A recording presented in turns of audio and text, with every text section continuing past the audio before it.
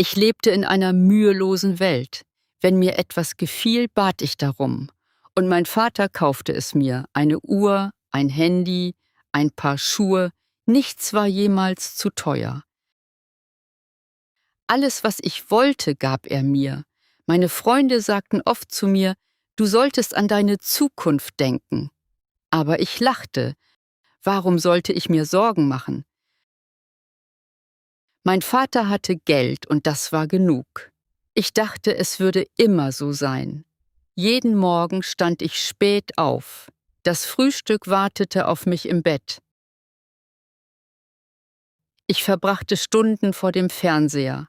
Manchmal ging ich mit meinen Freunden aus. Wir gingen in die besten Restaurants. Wir trugen Luxuskleidung. Wir fuhren schnelle Autos. Das Leben war süß. Das Leben war gut. Ich dachte nie an morgen. Aber eines Tages änderte sich alles. Mein Vater rief mich. Sein Gesicht war ernst. Er bat mich, Platz zu nehmen. »Sohn, wir müssen reden«, sagte er. Ich lächelte ihn an. »Klar, Vater«, aber er lächelte nicht. Irgendetwas war an diesem Tag anders. Ich spürte es. Er war nicht wütend, aber auch nicht glücklich. »Du bist kein Kind mehr«, fuhr er fort. »Lass mich dir sagen, du musst an deine Zukunft denken.« Ich lachte. »Aber Vater, ich habe alles, was ich brauche.« Er schüttelte den Kopf. »Nein, du hast alles, was ich dir gegeben habe. Aber eines Tages könnte sich das ändern. Und was wirst du an diesem Tag tun?« Ich verstand es nicht. Ich dachte, er machte sich um nichts Sorgen. Also lächelte ich und antwortete, »Mach dir keine Sorgen, nichts wird sich ändern.« Er sah mich traurig an, dann sagte er nur, »Wir werden sehen.« Ich ging raus. Ich traf mich mit meinen Freunden. Wir lachten, gaben Geld aus und lebten, als ob die Welt uns gehörte. Ich wusste nicht, dass sich mein Leben ändern würde. Ein paar Wochen später wachte ich wie üblich auf. Die Sonne schien durch die Vorhänge, der Duft von Kaffee lag in der Luft, aber an diesem Morgen war etwas seltsam. Das Haus war still. Zu still. Ich ging ins Wohnzimmer. Niemand war da, keine Bediensteten, kein Geräusch, nicht einmal die Stimme meines Vaters. Nur ein Brief wartete auf dem Tisch. Ich öffnete ihn. Die ersten Zeilen ließen mein Blut in den Adern gefrieren. »Mein Sohn, ich habe eine schwierige Entscheidung getroffen. Ich bin gegangen, ich bin nicht tot. Mach dir keine Sorgen, aber ich möchte, dass du allein lebst, ohne meine Hilfe, ohne mein Geld. Du musst lernen, was das wahre Leben ist. Du musst entdecken, wer du wirklich bist.« Ich setzte mich hin. Ich las den Brief immer wieder durch, ohne es zu glauben. Mein Vater war gegangen, ohne Vorwarnung, ohne mir etwas zu hinterlassen. Ich ging, um mein Bankkonto zu überprüfen, leer. Bankkarten unbrauchbar. Das Personal, alles weg. Ich fand mich allein in einem Haus, das zu groß war, ohne Geld, ohne Freunde. Denn ja, auch meine Freunde verschwanden. Ohne Parts, ohne Autos, ohne Restaurants. Die Realität traf mich hart. Am nächsten Tag nahm ich einen großen Koffer. Ich zog etwas an, nahm ein Notizbuch, einen Stift und ging hinaus. Ich wusste nicht, wohin ich gehen sollte, aber ich wusste, dass ich nicht einfach da sitzen und warten konnte. Ich verließ das Haus, ließ die Erinnerungen hinter mir und ging auf der Suche nach etwas, vielleicht nach mir selbst. Ich ging in ein Viertel, das ich nicht kannte. Dort war alles anders. Die Straßen waren eng, die Leute in Eile, ihre Augen müde. Ich sah ein kleines Café und ging hinein. Der Chef sah mich und meine Finanzen an. Ich sah verloren aus. Das stimmte. Ich bat ihn um ein Getränk. »Wirst du bezahlen?« fragte er.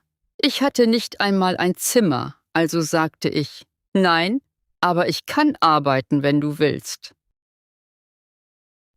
Er sah sich meine schwellenden Hände an, dann schüttelte er den Kopf. »Du kannst die Gläser abwaschen.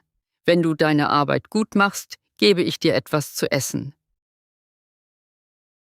Es war das erste Mal, dass ich arbeitete, aber ich war nicht dafür gemacht. Mein Rücken tat weh, meine Arme taten weh, ich schwitzte. Aber am Ende des Tages gab er mir einen Teller mit Teig. Ich hatte nie so ein einfaches Gericht gegessen. Trotzdem schmeckte es wunderbar. Der Geschmack des Verdienstes.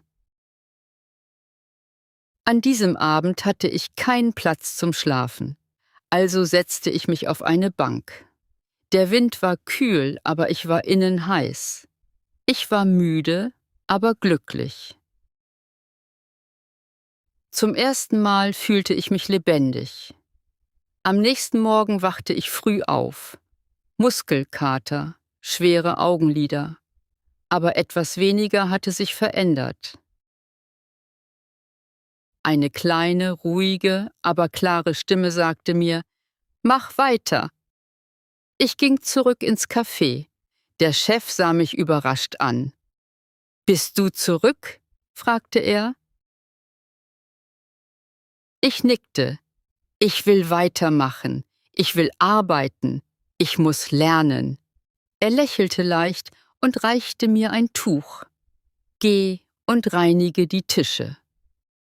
Tag für Tag lernte ich, den Kunden zu dienen, zu lächeln, selbst wenn ich müde war, den Geschichten einfacher Menschen zuzuhören. Eine alte Dame kam jeden Morgen. Sie bestellte einen schwarzen Kaffee. Immer das Gleiche. Sie erzählte mir von ihrer Jugend, ihrem verstorbenen Ehemann. Es ist ein vergessenes Traum. Ich hörte ihr aufmerksam zu. Sie sagte oft zu mir,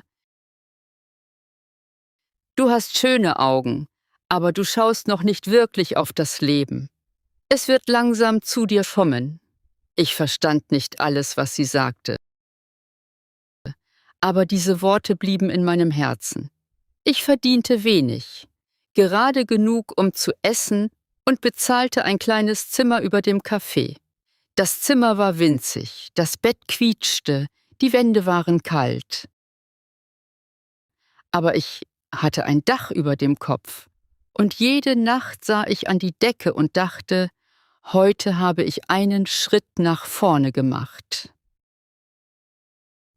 Eines Tages sagte der Chef zu mir, »Du arbeitest gut. Bist du ernst? Ich werde dir noch etwas anderes zeigen.« Er nahm mich mit in die Küche. Er brachte mir bei, wie man Kaffee macht, wie man Gemüse schneidet, wie man einfache, aber schmackhafte Gerichte zubereitet. Er erklärte mir die Bedeutung jeder Geste, jedes Zutaten. »Das Geheimnis ist nicht das Geld«, sagte Mathilde. »Es ist die Liebe, die wir in das legen, was wir tun.« Und ich verstand, allmählich, dass das Leben nicht an Objekten oder Marken gemessen wird, sondern in den Momenten, in denen wir stark sind, in denen wir aufrichtig aussehen. Eines Abends, als ich die Terrasse öffnete, sah ich eine vertraute Gestalt. Mein Herz blieb einen Moment lang stehen. Es war er, mein Vater. 2 Schritte entfernt sah er mich an, ohne zu sprechen. Ich ging langsam auf ihn zu. »Was machst du hier?« fragte ich mit einem Kloß im Hals. Er antwortete ruhig, »Ich wollte dich sehen. sehen, was du geworden bist. Ich sagte nichts. Ich wusste nicht, ob er kam, um mich zu tadeln oder zu urteilen. Aber er lächelte nur. Du bist jetzt ein Mann. Ich bin stolz auf dich. Das ist meins. Ich habe so lange auf sie gewartet. Und doch waren sie es nicht, die mich zum Weinen brachten. Was mich berührte, war zu verstehen, dass ich sie nicht mehr brauchte. Ich drehte mich um und ging zurück zum Café, zu meinem neuen Zuhause, meinem neuen Leben. Am nächsten Tag kehrte mein Vater ins Café zurück. Er setzte sich an einen Eingangstisch, wie ein ganz normaler Kunde. Er bestellte einen Kaffee und beobachtete mich lange in Stille. Er sprach nicht. Aber seine Augen sagten alles.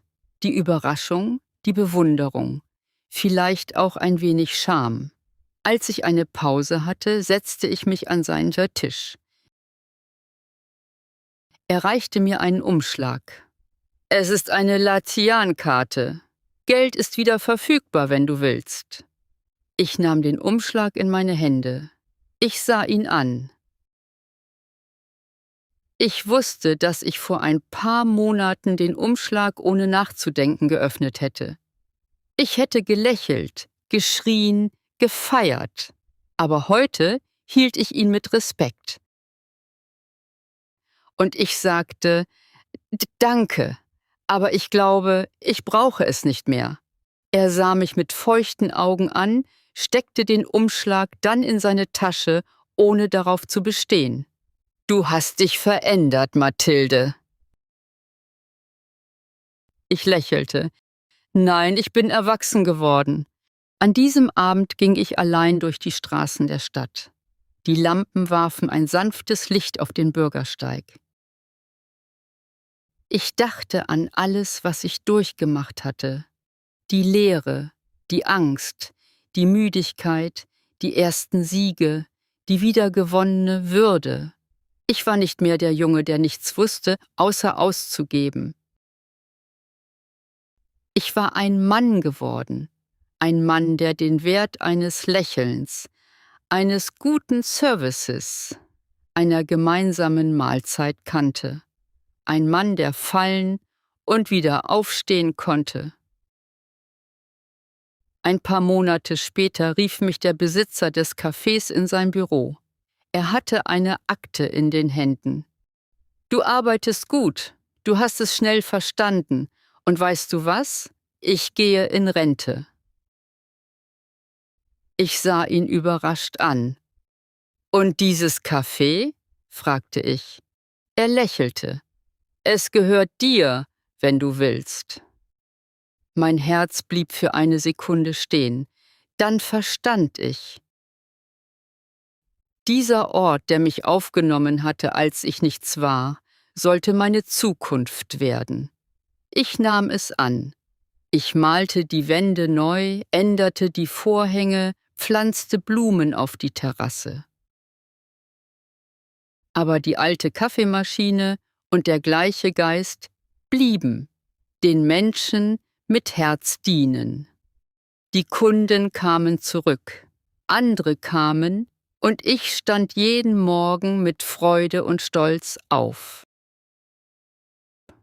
Eines Tages kam die alte Seele zurück. Sie sah mich an, dann sagte sie, »Siehst du, ich habe es dir gesagt. Jetzt schaust du wirklich auf das Leben.« Und ich lächelte. »Ja«, sah sie an, und ich liebte sie. Heute, wenn ich einen gut gekleideten, arroganten, sorglosen Jungen sehe, lächle ich leise. Ich verurteile ihn nicht, ich verstehe ihn, weil auch ich geglaubt habe, dass alles einfach ist. Aber jetzt weiß ich, wahre Reichtümer findet man nicht auf einem Bankkonto. Sie liegen in den Anstrengungen, den Fehlern, den Neustarts. Sie liegen im Herzen.